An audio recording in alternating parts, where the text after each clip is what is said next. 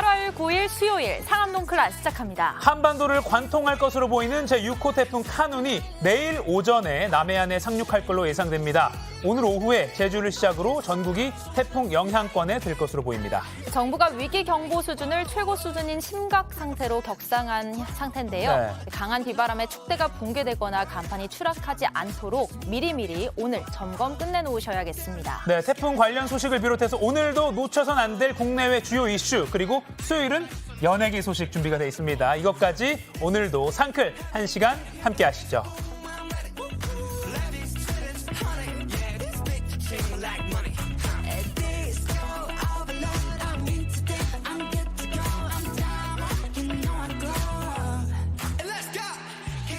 생방송 상암동 클라스 TV뿐만 아니라 유튜브 JTBC 뉴스 채널이나 네이버 뉴스 페이지에서도 실시간으로 함께 보실 수 있습니다. 도시락 이슈 이재승 기자, 김태인 기자 나왔습니다. 안녕하세요. 안녕하세요. 안녕하세요. 안녕하세요. 네. 자, 오늘 도시락 이슈 원래 날씨 전문이잖아요. 네. 이재승 기자가 네. 카눈 소식부터 준비가 돼 있죠. 그렇습니다. 요즘 계속해서 관심이 집중되고 있는데요. 네. 자, 키워드는요. 태풍 카눈 이대로면 수도권 강타입니다. 아하. 자, 제6호 태풍 카눈이 방향을 서쪽으로 조금 더 틀면서 서울에 바짝 붙어서 수도권을 관통할 전망입니다.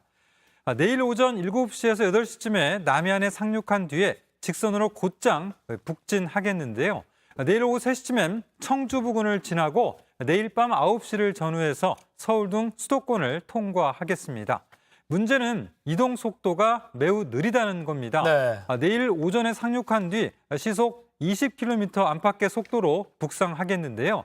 자, 지난해 남해안에 상륙한 흰남노가 시속 50km로 빠르게 이동해서 한반도에 머무는 시간이 짧았던 것과는 크게 대조를 보이는 모습입니다. 그 속도가 느리게 올라오는 게 마치 역대 가장 피해가 컸던 그 네. 2002년 태풍 루사하고 닮은 꼴이라는 분석도 나오고 있잖아요. 네네. 2002년 당시에 루사 이동 속도가 시속 15km 정도가 됐습니다. 네. 굉장히 느렸죠. 자, 그런 가운데 하루에 강릉에만 870mm의 물폭탄이 쏟아졌고요. 전국에 5조 원가량의 피해가 발생했습니다.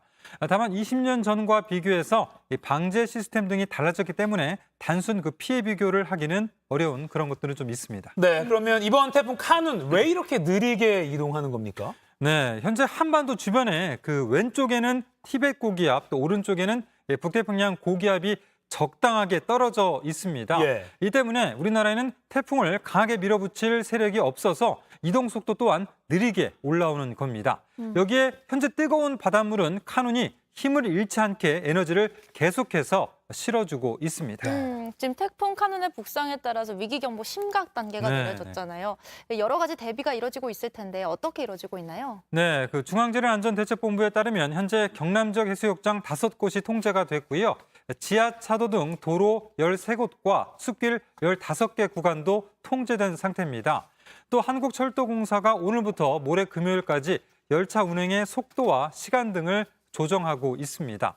또 남해상엔 태풍 경보가 내려진 가운데 제주도 모든 해안가에는 대피 명령이 내려졌습니다. 그 작년 9월이죠. 태풍 흰남노 때 그 포항에 지하 주차장 침수 사고가 나서 아주 큰 인명 피해가 났었는데 그게 기억이 납니다. 많은 비가 동반된다고 하니까 저지대, 하천 주변 특히 조심하셔야겠습니다. 내일 저희도 태풍 특보로 방송을 전해드릴 테니까요. 계속해서 JTBC 뉴스에 귀를 기울여 주시기 바랍니다. 자, 다음 이슈는 뭡니까? 네.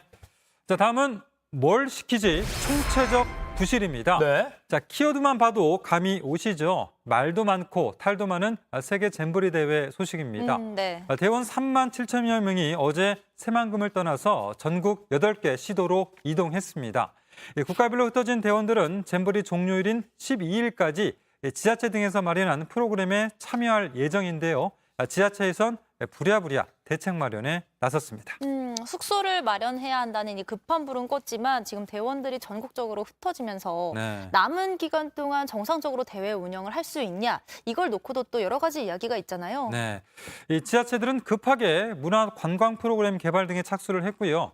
가장 많은 인원을 수용하는 경기도는 잼버리 대원 체류 지원팀을 구성을 했습니다. 예. 지자체의 한 공무원은 모든 게 주먹구구식이라며 잼버리가 사실상 지자체 프로그램으로 변질됐다라고 지적을 했습니다. 네. 일단 숙소 비용은 정부가 각 지자체와 협의해서 사후에 정산할 방침입니다. 그러니까요. 갑자기 학생들을 위해서 뭔가 준비해야 되는 공무원도 지금 고생인데 예, 예. 이 사실상 반쪽 행사가 됐다 이런 평가도 나옵니다. 네네. 근데 정부는 이런 상황에서 위기 대응 역량을 보여줬다라고 또 자화자찬을 해가지고 이것도 비판을 받았잖아요. 그렇습니다. 김현숙 여가부 장관의 얘기인데요. 이 얘기 먼저 들어보시겠습니다. 예.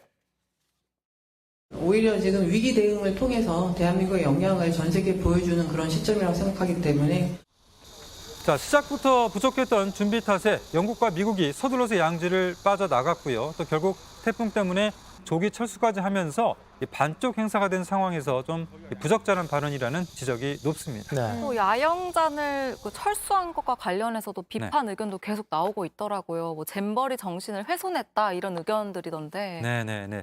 자, 잼버리 정신, 이 스카우트 정신의 근본은 함께 어려운 상황을 이겨내는 도전 정신인데 예. 스카우트 대원은 단복에 이렇게 배지를 달죠. 스카우트 배지. 자, 이런 것들은 고난을 이겨냈다는 증표로 여겨집니다. 그런데 이번 야영장 철수를 두고 이를 훼손했다는 지적이 나오는 겁니다. 네.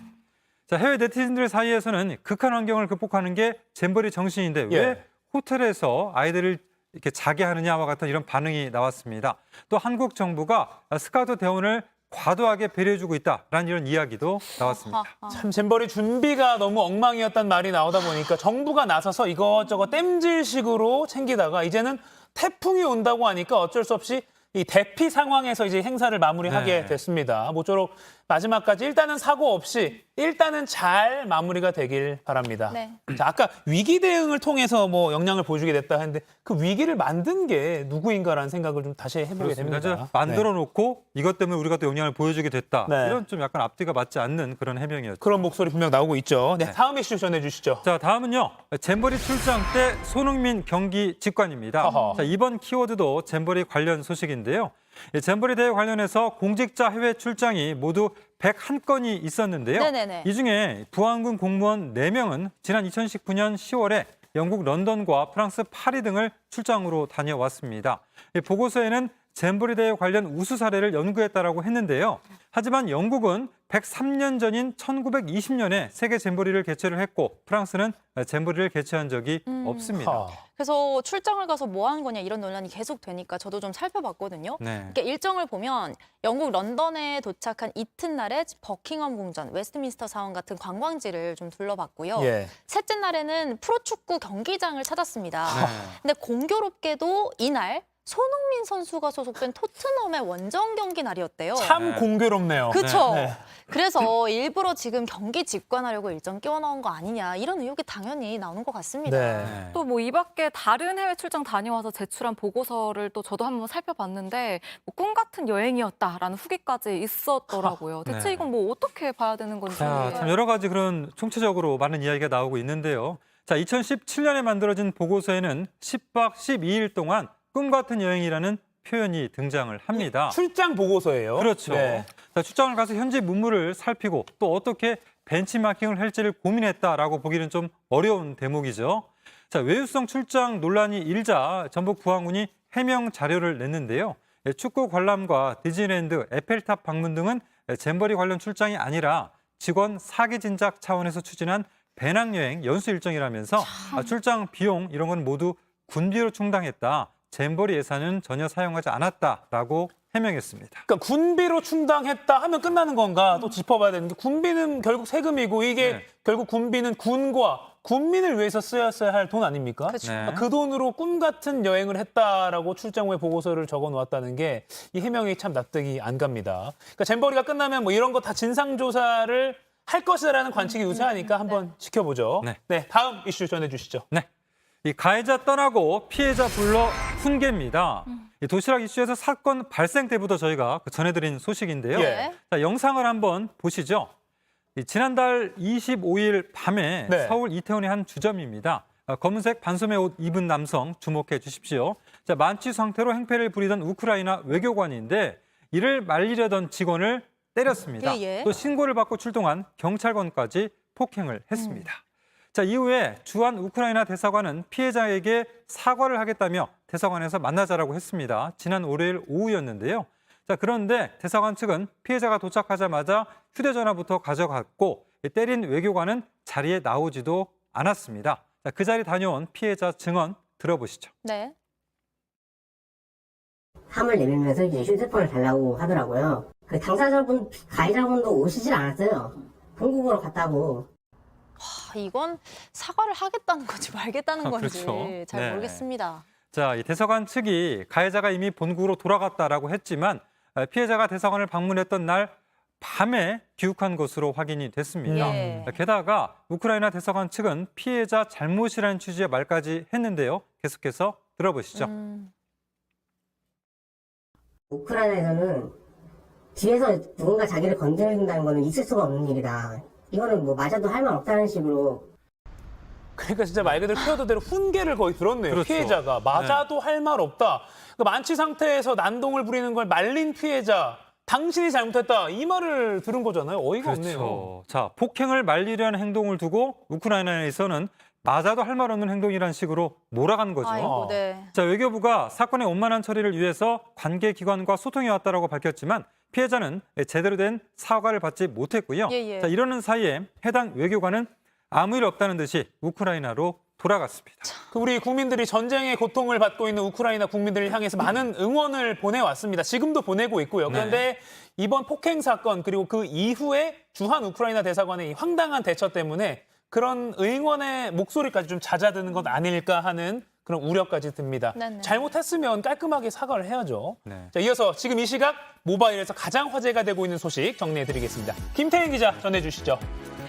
네, 누리꾼들의 이목을 끈 그 소식 상크리 뽑은 광크리 뉴스입니다. 준비한 소식들 한 줄로 살펴보겠습니다. 예. 칼부림 막았는데 그리고 돌아온 4,800만 원 돈가방, 삿대질하며 모욕, 그리고 대국민 사과에도 SPC 또 끼임 사고, 13일부터 15일 4일간 택배 멈춘다까지 다양한 소식들이 누리꾼들의 이목을 끌고 있습니다. 그럼 몇 가지 자세히 살펴보겠습니다. 먼저 칼부림 막았는데 피의자입니다. 최근 흉기 난동 사건으로 시민들의 불안감이 커지고 있습니다. 이런 가운데 흉기에 찔린 피해자가 이를 막는 과정에서 되레 상해 피의자가 된 사연이 알려져 누리꾼들의 공분을 사고 있습니다. 그러니까 자기를 찌르는 사람을 막았는데 오히려 상해를 입힌 가해자, 그러니까 범인이 됐다 이건가요? 네, 관련 CCTV 영상이 있는데 함께 보시죠. 예. 지난 5월 대전 동구의 한 편의점 앞입니다. 노란 옷을 입은 젊은 남성이 휴대전화를 보고 있죠. 네. 이때 맞은편에서 한 남성이 다가옵니다. 그러더니 어머. 흉기를 꺼내들고는 서 있던 남성의 허벅지를 찔렀습니다. 어머. 갑작스러운 공격에 놀란 이 남성, 잠시 옆으로 피하는데요. 또다시 공격하려고 하자 발차기로 제압합니다.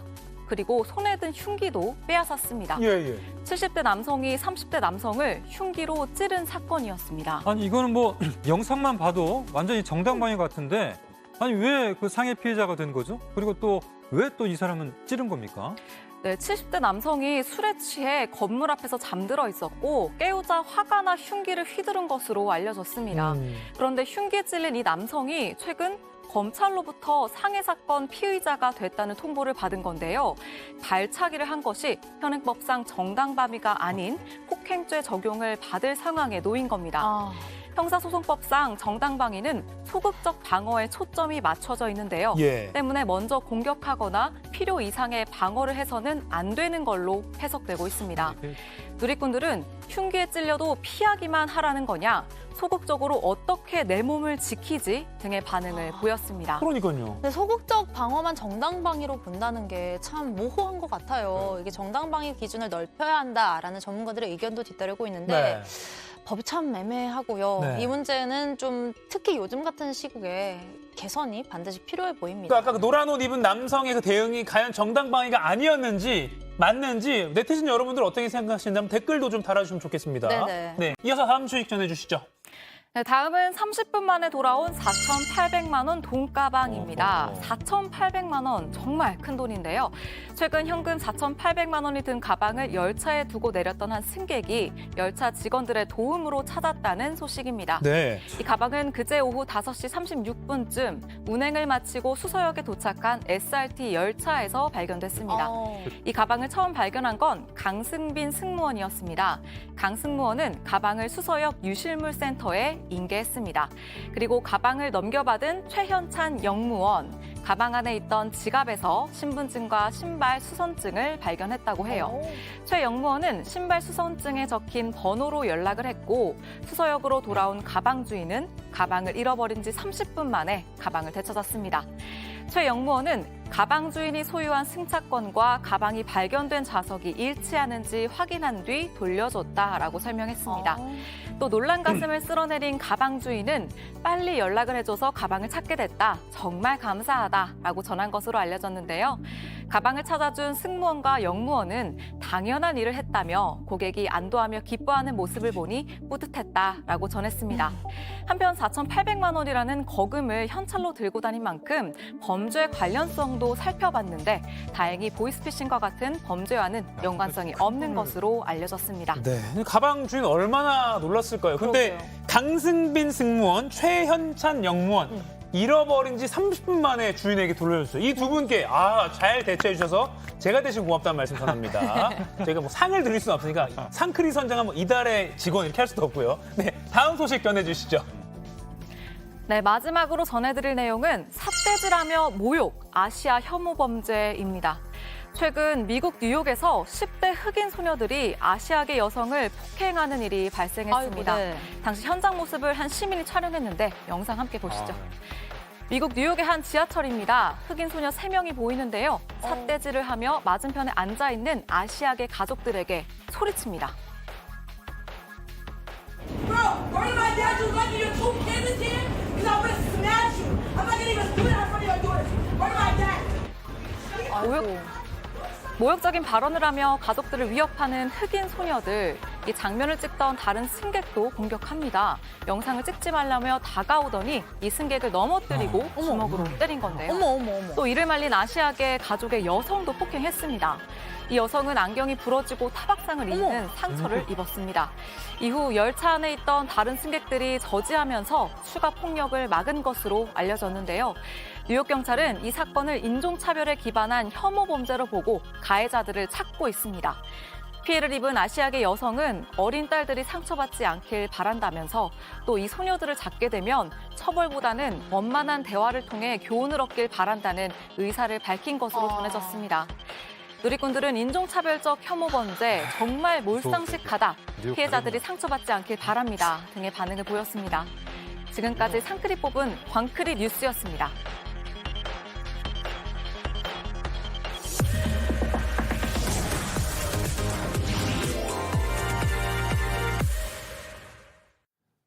네, 지금 시각 10시 17분입니다. 저 같은 경알못, 경제를 잘 알지 못하는 사람을 위한 당장 내 돈이 되는 정보. 머니클래스, 오늘의 키워드 먼저 보시죠. 혹시 내 집도 철근 누락? 입주민 대처법은? 철근이 누락된 이른바 순살 아파트 파문이 일파만파 퍼지고 있습니다. 정부가 최근 LH가 발주한 아파트를 전수조사한 결과 철근이 누락된 아파트 단지가 무려 15곳이나 드러난 건데요. 이 결과가 빙산의 일각일 수도 있다는 우려가 나오면서 당장 내 집은 안전할지 입주민들의 불안감이 커지고 있습니다. 이럴 때 어떻게 대처하면 좋을지 전문가와 함께 알아보겠습니다.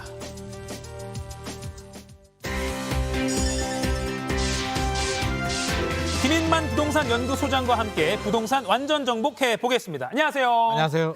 자, 국토부가 최근에 철근이 빠진 그 아파트 명단을 공개해서 충격을 주고 있는데 먼저 현황을 좀 정리를 좀 해주시죠. 우리 지난 4월이었습니다. 네. 아파트 주차장이 붕괴가 되는 사고가 있었는데요. 입주 5개월 남긴 아파트가 붕괴가 돼서 네. 조사를 해보니까 기둥이 주차장에 32개가 들어가야 되는데 19개 철근이 빠져버렸고요. 예. 강도가 약한 시멘트를 사용을 했습니다. 충격이 엄청났고요. 네. 국토부에서 LH가 최근 시공한 무량판 구조로 시공한 아파트를 전수조사를 합니다. 네. 91개 단지를 조사를 했는데요. 그 결과를 보면 네. 15개 단지에서 철근이 빠졌는데 어느 지역이 빠졌을까 보면은요. 특정 지역에서만 빠진 게 아니라 전국 골고루 다 빠졌습니다. 그러니까 이게 특정 지역의 문제는 아니고 전체적으로 이게 굉장히 문제가 되고 있는데 예. 이 중에서 입주를 완료한 단지들도 있고요. 지금 공사 중인 단지들도 있는데 여기 이제 노란색으로 나온 단지들은 입주가 완료된 단지들이고요. 네. 지금 보여드릴 게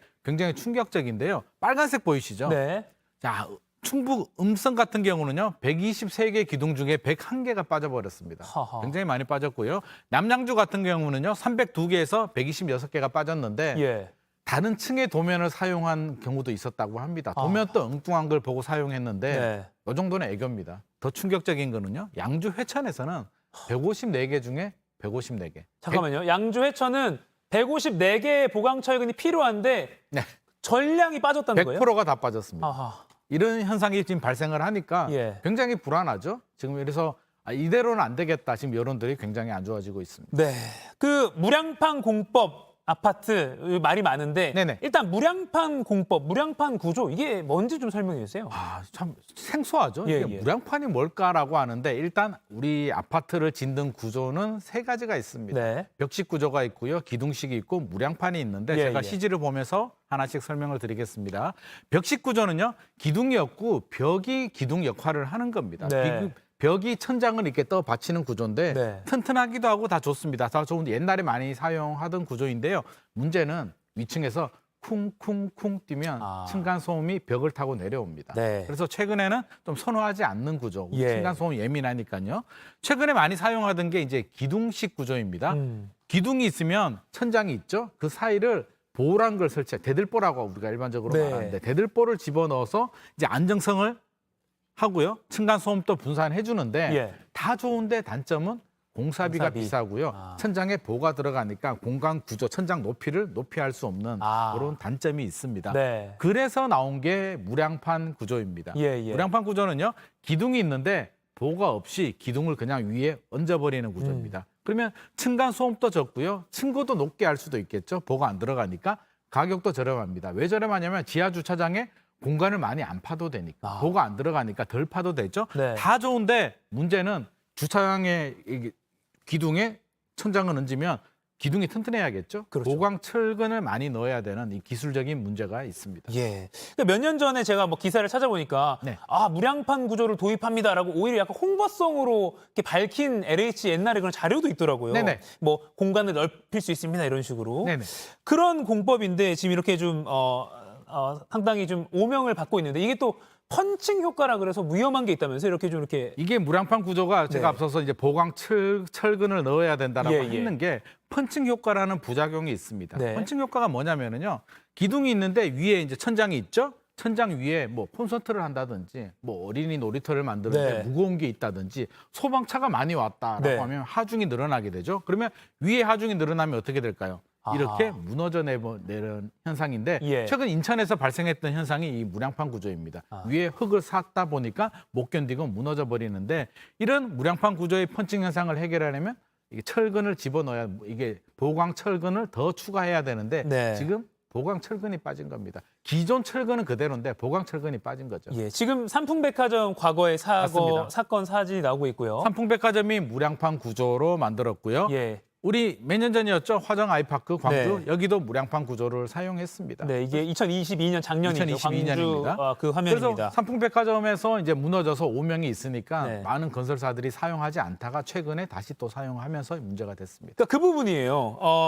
무량판 구조 자체가 문제인 것인가? 네, 어떻게 봐야 됩니까? 사실은 무량판 구조는 문제가 아닙니다. 아하. 사람이 문제죠. 네. 무량판 구조는 이미 건설 공법에서 검증된 공법이고요. 외국에도 많이 사용을 하고 있습니다. 네. 삼풍백화점도요. 이게 무량판 구조가 문제가 아니라 사람이 제대로 공사하지 않고 보강 철근을 집어넣지 않고 하중을 많이 준 게 문제인데 네. 우리나라는 한번 문제가 생기면 이게 큰일이야. 무량판이 문제야라고 해서 사용을 안 하다가 예. 2017년 이후부터 지하 주차장 공간을 좀 넓게도 사용해야 되고요. 예. 원가 절감도 해야 되니까 다시 사용을 했는데 아하. 제대로 하지 않은 거죠. 네.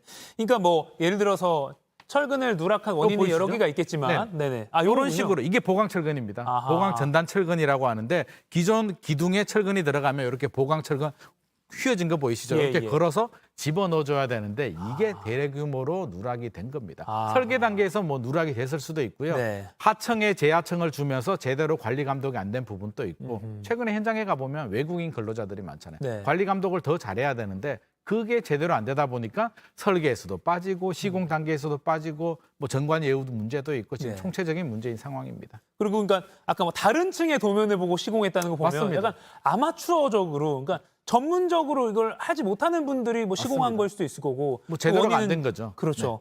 그러니까 믿음이 깨진 건데 네. 아까 말씀하신 대로 무량판 구조 자체는 사실 문제가 아니라 무죄입니다. 원칙대로 짓는다면 이건 문제가 없는. 그렇죠. 오히려 좋은 구조입니다. 네, 굉장히 좋은 넓은- 구조인데 사람이 문제죠. 네. 사람이 제대로 하지 않았기 때문에 사실 무량판 구조 입장에서는 제가 무량판 구조라면 굉장히 억울할 것 같습니다. 그러니까요.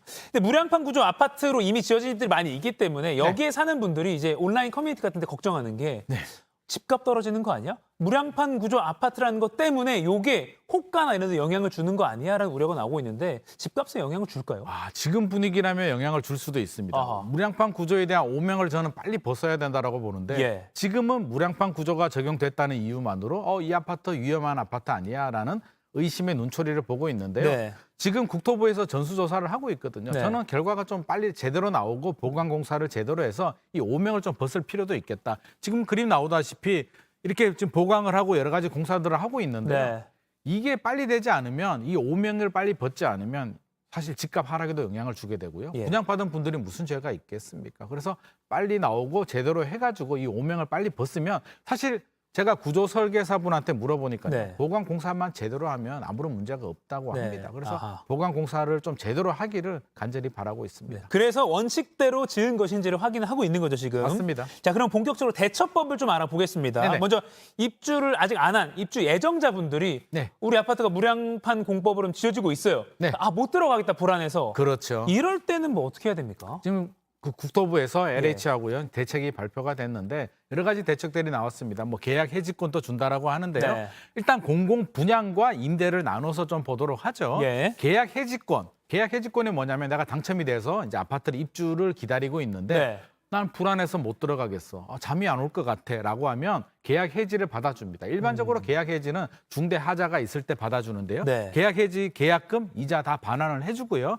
인근 아파트 우선 배정해주고 법원 판결에 따라서 손해배상 또 받을 수 있게 해준다라고 합니다. 네. 그리고 임대로 거주하시는 분들, 내 집은 아니고요. 임대에 당첨되신 분들도 나는 이 아파트 불안하니까 계약 해지해줘. 받아줍니다. 받아주고요. 위약금도 면제해줍니다. 당연히 잘못한 게 없으니까 면제해줘야 되고요. 다른 임대 아파트 입주할 때 우선권 또 배정해주고요. 이사비라든지 뭐 인근 아파트 우선 배정을 해주는데 LH는 이렇게 보완 대책들이 나왔습니다. 네. 그러면 지금 문제는 민간 건설사들이 그렇죠. 사실은 좀 걱정이거든요. 예, 아직 파악도 다 안 됐고. 파악도 안 됐고요. 예. LH처럼 이렇게 해줄까에 대해서는 저는 좀 굉장히 좀 걱정되는 부분이고 일반적으로는 중대 하자에 대해서만 이렇게 손해배상이라든지 계약 해지를 받아주는데 예. 이런 기준을 민간 건설사들이 그대로 받아서 이렇게 해줄지에 대해서는 사실 좀 걱정되는 부분도 있습니다. 그리고 이 중대 하자가 있다, 뭐 결함이 있다는 거를 사실은 그 시공사가 책임을 져서 입증하는 게 아니라 아닙니다. 입주 예정자는 입주 한 분이 맞습니다. 입증을 해야 되는 거죠. 지금 구조상으로는. 그 부분이 굉장히 어려운 부분인데요. 네네. 저도 작년에 이제 제 사무실에 이제 물이 새가지고 예. 한번 확인한 적이 있습니다. 아하. 이거 어떻게 해야 되지? 변호사 만나서 손해배상 청구를 해볼까라고 했는데 예. 결론은 답이 안 나오더라고요. 제가 입증을 해야 되고요. 입증해서 소송을 하더라도 사실은 그 소송 손해배상 금액이 굉장히 작게 책정이 됩니다. 예. 배보다 배꼽이 더 클 수도 있기 때문에 생각처럼 현실적으로는 좀 쉽지 않은 문제다라는 생각이 듭니다. 아니, 심지어 부동산 연구 수장님마저도 입증하는 게 쉽지 않은데 답이 안 보통 나옵니다. 저희 같은 사람들 어떻게 입증하겠느냐. 맞습니다. 그래서 뭐 특별법 제정 등을 통해서 좀 보장해야 된다 이런 말 나오는 지금 거예요. 그런 얘기들도 나오는데요. 네네. 사실 특별법 제정해서 나오더라도 저는 약간 걱정이 되는 게 예. 이게 2, 3년 전에 분양을 받았단 말이에요. 그 사이에 뭐 분양가도 올라가고요. 건축비도 많이 올라갔는데 프리미엄이 붙었겠죠. 네. 지금 계약 해지를 하고 다른 아파트를 분양을 받았을 때 당첨된다는 보장도 없고요. 가격적인 문제도 있고 또 여러 가지 뭐 재당첨 뭐 이런 여러 가지 문제들이 있기 때문에 네. 사실 이 부분이 좀 고민은 됩니다. 계약 예. 해지를 준다고 하더라도 과연 많은 분들이 계약 해지를 할 수 있을까에 실질적으로 대해서 되겠느냐. 네. 아하. 좀 쉽지는 않을 것 어디로 옮길지도 문제인 거고요. 네네. 그렇죠. 당첨된다는 보장이 없으니까. 네. 이거 해지하면 다른 아파트로 가야 되는데 이제 와서 다른 아파트 요즘 분위기가 청약시장이 다시 살아나고 있는데 네. 당첨된다는 보장도 없습니다. 자, 지금 그럼 이제 무량판으로 이제 거의 완공되려는 그런 집들은 아파트들은 보강공사하고 있잖아요. 네네, 맞습니다. 보강공사한다고 입주가 지연되는 경우가 있거든요. 맞습니다. 그럼 그 기간 동안 뭐 내가 호텔에 살아야 될 수도 있는 것이고 그런 비용들 네. 뭐 어떻게 좀 배상 받을 수 있나요? 다행히 입주 지연에 대해서는 보상이 나옵니다. 입주 지연에 대해서는 하자에 대해서 우리가 입증을 하고 손해배상 청구하는 거는 굉장히 어려운 부분인데요. 예, 예. 입주 예정일이 있습니다. 네. 건설사가 이렇게 입주를 공사를 완료하겠다라고 했는데 안 됐을 때는요. 네. 계약 기간 내 준공이 안 되면 시공사가 지급을 하는데 통상 이자율의 5%에서 6% 정도 나오고요. 현금이나 잔금 차감이 되는데 우리 인천에 무너진 아파트 있잖아요. 전면 재시공해서 입주가 한 5년 정도 늦춰졌습니다. 거기 같은 경우는 한 8천만 원 정도의 지체 보상금이 나온다고 합니다. 그래요. 그래서 차라리 무너지거나 확실하게 입주가 늦어지면 괜찮은데 네. 어중간하게 철근이 빠졌는데 무너지지도 않고 입주에도 문제가 없다면 예. 사실은 보상받기가 좀 어려운 상황입니다. 그러니까 명확하게 폐해가 드러나는 맞습니다. 경우가 그러니까 물론 안 살 때, 그러니까 네네. 안전에 위험이 없을 때. 맞습니다. 아, 근데 참 모호한 부분이 있긴 있네요. 네네. 네. 그럼 이제 지금까지 나온 대책들은 모두 LH가 이제 지은 아파트에 관한 대책인데 이제 맞습니다. 이번 주부터 정부가 민간 아파트에 대해서도 뭐 전수하겠다 이렇게 밝혔습니다. 과연 잘 될지도 지켜봐야겠지만 만약 비슷한 하자가 이런 민간 아파트에서도 발견된다 하면 똑같이 LH 같은 수준으로 배상을 받을 수 있을 것인가 어떻게 보십니까? 아마 국토부에서는 그렇게 추진을 하려고 할 거고요. 예. 어느 정도 수준까지 민간 건설사들이 수용을 할지는 모르겠지만 뭐 계약 해지권 정도는 받아줄 수는 있을 것 같고요. 일단 보강 공사가 우선이기 때문에 결과를 좀 지켜봐야 될 것 같고요. 지금 조사를 하는데 몇 개 단지냐면요. 네. 총 293개 단지인데 한번 보죠. 네. 시공 중인 단지가요. 105개입니다. 지금 조사 대상이요. 준공 완료 다 지은 아파트들이 188개, 총 합쳐서 293개 단지에 대해서 조사가 들어가는데 예. 2, 3개월 정도 시간이 걸린다라고 합니다. 그래서 지금 나오는 이야기가 세대 점검은 좀 간략하게 하고 구조만 해가지고 좀 기간을 단축시키겠다라고 지금 정부는 이야기를 하고 있는데 네. 저는 할 때 좀 제대로 하면 좋을 것 같고요. 최근에 논란이 된 게 신뢰가 바닥에 떨어졌잖아요. 네. LH 일부 현장에서는 도색 공사를 한다라고 공지를 해놓고 보강 공사를 했다라고 합니다. 그렇죠. 예. 그러니까 주민들 입장에서는 아니 어떻게 공사를 하는지 제대로 알려주고 공사해도 불안한 마당에 네. 색깔 칠한다면서 지금 콘크리트 공사를 하고 있으니까 굉장히 불안한 거죠. 저는 이 점검도 제대로 하고요. 하자 공사도 좀 제대로 해서 이번 기회에 그 오명이잖아요. 네. 부양판 구조도 오명이고 이 입주민들이나 입주 예정자들은 재산상 손실이 발생할 수도 있기 때문에 안전한 아파트라는 걸 빨리 좀 입증을 해줘야 될 것 같습니다. 아무튼 손해배상의 상대방이라고 한다면 시공사나 또는 뭐 시행사나 아니면 뭐 맞습니다. 감리사 뭐 이런 데까지 될 수 있는 거겠죠. 감리는 현실적으로 좀 어려울 것 아, 같고요. 그래요? 별도로 시행사나 시공사가 감리한테 이렇게 할 수는 있겠지만 네. 일반 계약자가 감리한테 손해배상 청구는 어렵고요. 네. 일반 계약자들은 시공사나 시행사한테 손해배상 청구를 해야 되는데 제 생각에는요. 네. 생각처럼 쉽지 않다. 저도 네. 해봤지만 설사 승소하기도 쉽지 않고요. 승소하더라도 손해배상액이 작기 때문에 예. 자칫 잘못하면 변호사비도 못 받을 수도 있습니다. 알겠습니다. 근데 마무리 전에 오늘도 두 분씩 뽑아서 영화 예매권 2매씩 드리는 퀴즈 나갑니다. 최근에 철근 누락 논란으로 입에 오른 구조입니다. 천장을 지지하는 보나 벽이 없이 기둥만으로만 무게를 견디는 구조로 공간 활용에 유리하다는 장점이 있지만 그만큼 기둥에 보강 철근을 꼭 넣어야 하는 이 구조는 무엇일까요? 1번 무량판 구조, 2번 벽식 구조, 3번 기둥식 구조. 자, 지금 상암로 클래스 실시간으로 방송되고 있는 JTBC 뉴스 유튜브에 접속하셔서 실시간 댓글창에 정답 올려주시면 됩니다. 자, 지금까지 머니클래스 김인만 부동산 연구소장과 함께 이야기 나눠봤습니다. 고맙습니다. 지구촌에서 화제가 된 소식들 알아보는 월드클래스입니다. 미국의 고급 주택가를 돌며 무단 침입을 일삼던 수배범이 드디어 잡혔습니다. 그런데 질타가 아니라 사람들의 응원을 받고 있다는데요. 무슨 사연일까요? 문을 열고 집으로 들어서는 누군가. 뭘까요? 바로 곰 한 마리입니다. 이렇게 집 안으로 들어와서 냉장고까지 여는 게 꼭 자기 집에 있는 것 같죠? 미국 캘리포니아주의 고급 주택가에 난입해 사람들을 놀라게 만든 주범입니다. 몸무게만 225kg이 넘는 아주 큰 흑곰으로 이 덩치로 돌아다니는 모습이 마치 탱크 같다고 해서 행크 더 탱크라는 별명까지 붙었는데요. 새끼곰 3마리를 데리고 다니며 지금까지 주택 21곳에 무단으로 들어가 문제를 일으킨 것으로 추정됩니다. 이 곰 때문에 주민들의 민원이 계속되면서 현지 당국이 골머리를 앓고 있는데요. 수배령을 내린 지 1년 반 만에 드디어 곰을 잡는 데 성공한 겁니다. 보통 이렇게 포획된 곰은 안락사에 처한다고 하는데요. 하지만 이 곰은 사람들의 뜨거운 관심 속에 안락사를 시키지 말라는 반대의 목소리가 높아서 검역이 끝나는 대로 콜로라도 야생동물 보호구역으로 보낼 거라고 합니다. 찌뿌둥한 이 아침, 흥겨운 체조로 활력을 찾아볼까요? 에콰도르의 수도 키토에서 포착된 모습입니다.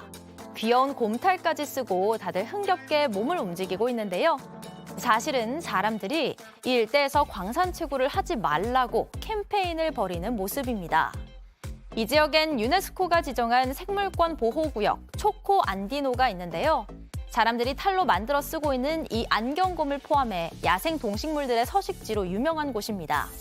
하지만 이곳에 채굴 사업이 추진되면서 최소 12개의 채굴권이 탐사 단계에 있는데요. 환경 전문가들은 채굴 활동이 지역 생태계에 큰 영향을 미치고 있다며 보호구역 안에 있는 2만 명의 주민과 공존할 수 없다고 주장하고 있습니다. 오는 20일 모든 채굴을 중단시키기 위한 국민투표가 진행된다고 하는데 과연 결과는 어떻게 될까요? 공동주택의 경비원과 세입자 간의 갈등이 사건, 사고로 이어지는 일, 우리나라에서도 종종 뉴스로 접하곤 하지요. 중국에서 도를 넘어도 한참 넘은 현장이 포착됐습니다. 중국 산둥성의 한 고급 주택가에서 촬영된 영상입니다. 문 앞에 자동차 한 대가 서 있는데 계속 시끄럽게 경적을 올려댑니다. 문이 열리지 않아 들어가지 못하니까 차주가 잔뜩 성이 난 건데요. 주택가를 관리하는 경비원이 나타나자 서로 말싸움을 주고받더니 옥신각신하던 차주가 이번엔 차를 움직여 경비원을 위협합니다. 경비원이 차 앞쪽으로 달려들자 아예 경비원을 보닛에 매달고 주행하는 차주.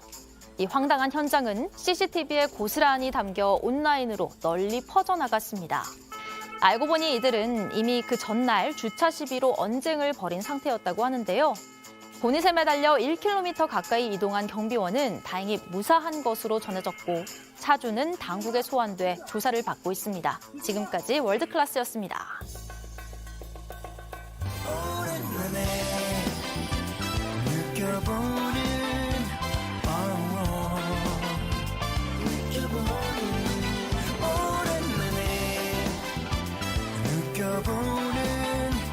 이런 기분 내게 들려오는 흐뭇한 그 얘기들이 좋은 걸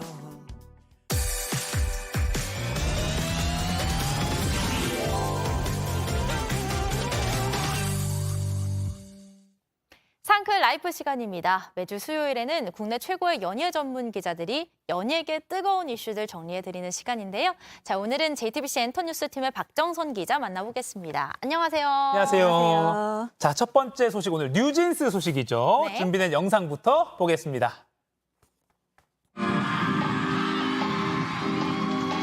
Super shy, but wait a minute while I make you mad. 어린은 지금 they're on my mind. All the time I wanna tell you, but I'm super shy. Wow. Are we having fun? Then make some noise! Wow, Lollapalooza, I love your energy! 첫 번째 키워드, 세계를 뒤흔든 글로벌 대세 뉴진스. 데뷔한 지 이제 1년이 막 지났잖아요. 네, 맞습니다. 뉴진스가 아주 세계적인 기록을 쓰고 있다고요? 네, 저희가 뉴진스의 선전 소식을 좀 자주 전해드리고 있는 것 네. 같은데요. 이번엔 미국입니다. 뉴진스가 지난 5일 미니 2집 앨범 겟업으로 빌보드 메인 앨범 차트인 빌보드 200에서 1위에 올랐습니다. 네, 말씀하셨듯이 이제야 데뷔 1년이 된 갓 신인인데 이 기적 같은 성과를 거두고 있는 겁니다. 네, 지난 15년간 빌보드 200 차트 정상에 오른 여성 그룹은 뉴진스와 블랙핑크 단 둘뿐입니다. 네, 또 뉴진스는 이 겟업에 수록된 슈퍼샤이 그리고 ETA, 쿨 위드 유 세 곡을 모두 빌보드 메인 싱글 차트인 팟 100에 올리는 성과도 거뒀습니다. 와. 네. 그 빌보드 200 차트가 이 충성도 높은 팬덤의 규모를 좀 엿볼 수 있는 차트고요. 이 빌보드 핫 100은 지금 미국인들이 가장 즐겨 듣는 노래가 무엇인지를 좀 바로 알 수 있는 차트입니다. 아, 네. 그런데 이 차트에 무려 3곡을 동시에 진입시킨 겁니다. 이 핫 100 차트에 3곡 이상을 동시에 진입시킨 K-팝 걸그룹은 뉴진스가 최초입니다. 남녀를 통틀어서도 방탄소년단 이후 두 번째입니다. 와. 와, 이게 지금 엄청난 속도로 세계적인 성과를 낸 거잖아요. 정말 대단합니다. 네. 근데 이게 또 뉴진스의 인기가 차트 숫자로만 입증된 게 아니라고요. 네, 맞습니다. 앞서 보신 영상에서 보셨듯이 네. 미국 한복판에서 무려 7만 관객이 떼창을 하는 광경을 만들어냈습니다. 네, K-팝 걸그룹 최초로 이 초대형 음악 축제인 롤라팔루자 시카고 무대에 간판 공연자로 오른 건데요. 뉴진스가 미국에서 이 무대를 선보인 건 이번이 최초입니다. 약 45분간 12분가량의 안정적인 라이브를 소화해냈습니다. 네, 그런데 7만여 명의 관객이 뉴진스의 이름을 연호하면서 한국어 가사도 따라 부르는 그런 진풍경을 만들어냈습니다. 45분간 12곡의 네, 맞습니다. 노래를. 야, 또 영어도 유창하게 잘하잖아요. 아주 유창하더라고요. 네. 준비된 어떤 글로벌 걸그룹 같습니다. 멤버들이 아주 유창한 영어 실력으로 관객들과 소통을 했는데 뉴진스의 두 번째 여름을 이렇게 뜨겁고 아름다운 롤라팔루자에서 함께할 수 있어 행복하다고 했습니다. 외신들의 극찬이 쏟아졌습니다. 네. 이 미국 대중음악 전문지 롤링스톤은 K-팝 센세이션을 일으킨 뉴진스는 스포트라이트를 받을 준비가 돼 있다라고 호평을 했고요.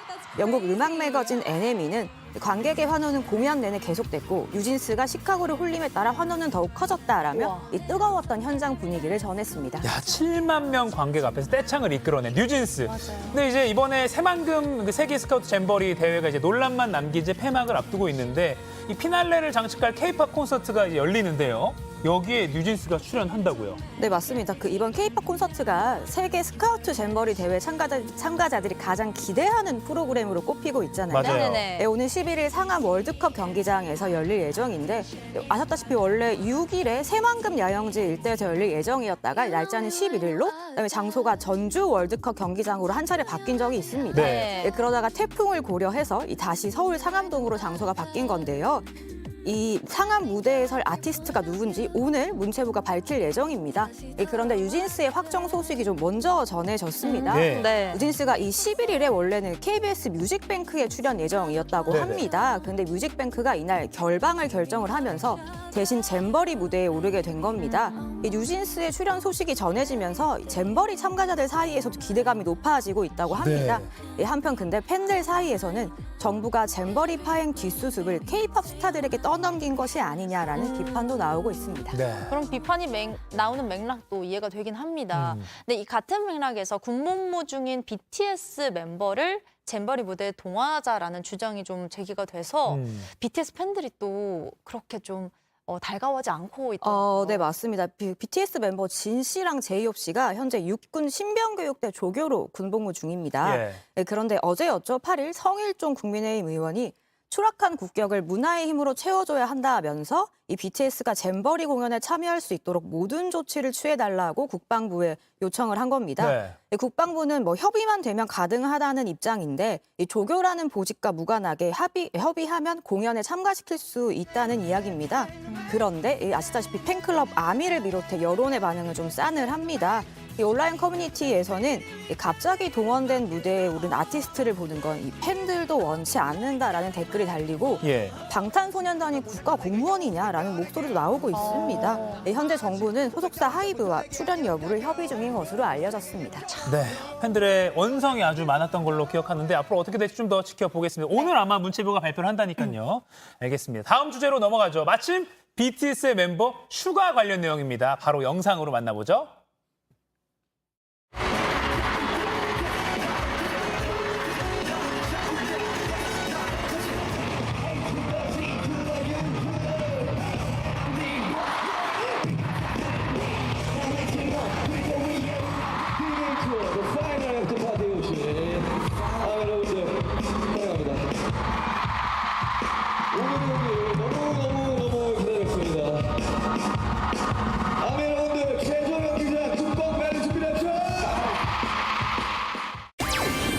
와, 방탄소년단 슈가 월드 투어 대장정 성공적 마무리.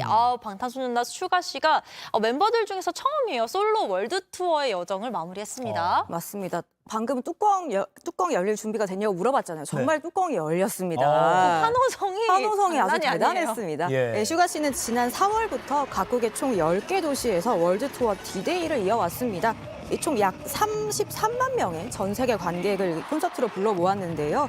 지난 6일 서울 체조 경기장에서 열린 앙코르 콘서트를 끝으로 이 대장정을 마무리했습니다. 네. 사흘간 무려 3만 8천여 명의 관객이 모였습니다. 네, 피날레는 역시 피날레였습니다. 이게 슈가 씨가 이날 파이널인 만큼 아쉬움이 남지 않도록 이 시간을 즐겨달라고 하더니 정말로 아쉬움이 남지 않을 만큼 화려한 무대와 이 풍성한 밴드 라이브 세션을 바탕으로 파워풀한 래핑을 선보이면서 관객의 마음을 사로잡았습니다. 와, 영상만 봐도 아까 그 야광봉이 막 흔들리는 모습이 네. 이거 정말 대단합니다. 이번 공연에 매회 이 방탄소년단 멤버들이 깜짝 게스트로 등장해서 무대를 함께 꾸몄다고요? 네, 첫날엔 정국 씨가 왔었고요. 둘째 날에 지민 씨, 그리고 마지막 날엔 RM 씨가 등장을 해서 네. 슈가 씨와 듀엣 무대를 꾸미고 각자의 솔로곡을 선보이기도 했습니다. 네. 특히 RM 씨는 미공개곡을 깜짝 공개하기도 했다고 와, 합니다. 네. 이 들은 팬들도 아주 깜짝 놀랐다고 하는데요. 팬들에게 이보다 더 좋은 선물은 없었을 것 같습니다. 이 슈가 씨는 공연 말미에 28번의 기나긴 대장정을 함께해준 아미 여러분 감사하다. 다시 서울에서 공연을 할 때는 우리 형제 7인이 함께 무대에 서지 않을까 싶다고 이야기하기도 했습니다.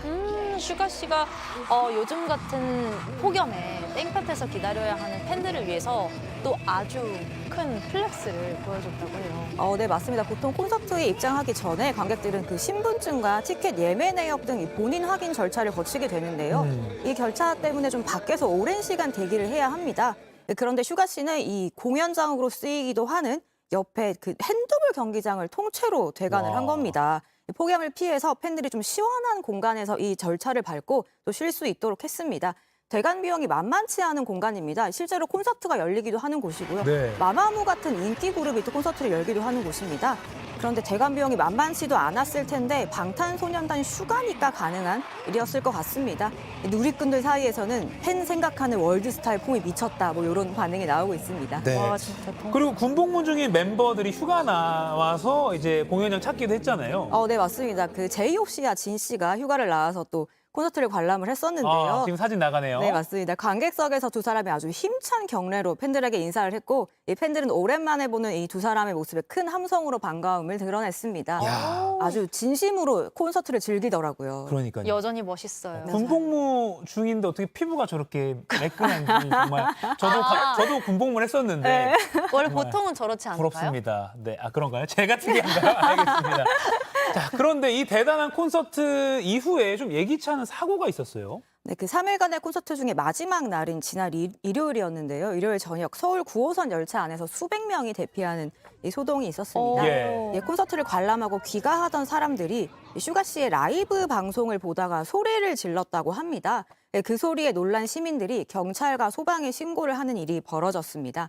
해당 라이브 방송에서 슈가 씨가 멤버들과 함께한 우정 타투를 공개했다고 합니다. 네. 근데 이를 보고 동시에 크게 소리를 지른 사람들이 많았고, 역한 사람들이 이 소리를 듣고 놀라 대피를 하기 시작을 한 겁니다. 그러니까 이런 혼란스러운 상황 속에서 뭐 가스가 노출됐다거나 칼부림이 있다는 말까지 나왔고, 이 겁에 질린 승객들이 한꺼번에 쏟아져 나오면서 부상자가 발생하기도 했습니다. 그 서현역 테러 사건이 발생한 지 며칠 안 된 시점이었기 맞습니다. 때문에 뭔가 네. 갑자기 비명 소리가 동시에 나오니까 네네. 그냥 일반인 분들이 오인 신고를 하고 뭐 그런 상황이 좀 이해가 되는 것 같기도 합니다. 네네네. 자, 그리고 또 슈가 씨 다음 행보가 군입대로 정해졌죠. 네, 콘서트가 끝나자마자 소속사 하이브가 좀 입장을 냈는데요. 네. 이 다음 행보는 군입대로 정해졌습니다. 세 번째 입대 멤버입니다.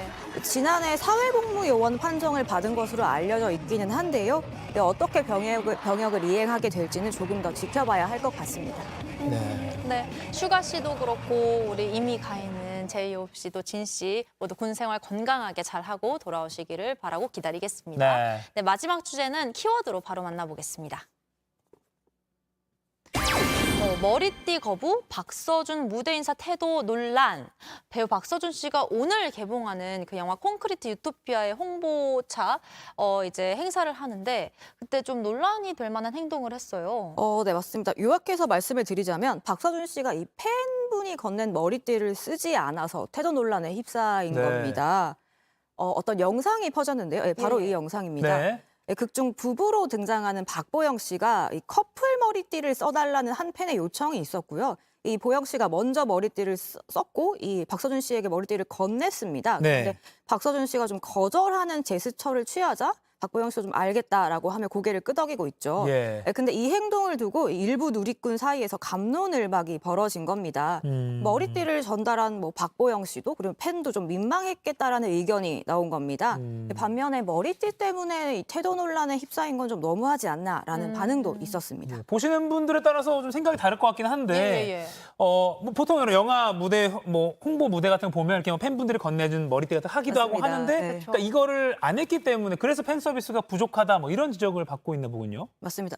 팬 사인회나 뭐 혹은 이런 무대 인사 같은 자리에서는 팬분들이 머리띠뿐만이 아니라 좀 이런 귀여운 방식 같은 왕관. 것도 맞아요. 팬 꽃목걸이. 서비스 차원에서 머리띠를 써달라는 요청을 좀 종종 받고 합니다. 네. 앞서 보셨듯이 뭐 이정재 씨나 정우성, 황정민 씨, 마동석 씨 같은 분들이 이 준비한 소품을 좀 적극적으로 착용하고 홍보에 나서서 화제가 된 바 있습니다. 네. 그런데 이런 모습과 박서준 씨의 태도가 비교가 된다는 의견입니다. 아. 결국 논란이 계속되자 박서준 씨는 팬카페를 통해서 직접 입장을 밝혔습니다. 네, 뭐라고 네네네. 밝혔나요? 박서준 씨가 무대 인사를 다니면서 정말 땀이 많이 났다고 합니다. 그래서 오늘 올림머리를 하고 스프레이를 많이 뿌려서 고정을 했는데 정말 뭐 뚜껑을 쓴 것처럼 움직이지도 않게 고정을 했는데 그 상태에서 머리에 뭘 쓰면 두피가 많이 아프다면서 머리띠를 거절하게 된 이유를 설명을 했습니다. 네.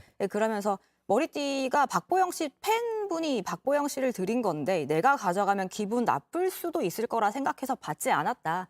오해가 있었던 것 같다라고 했습니다.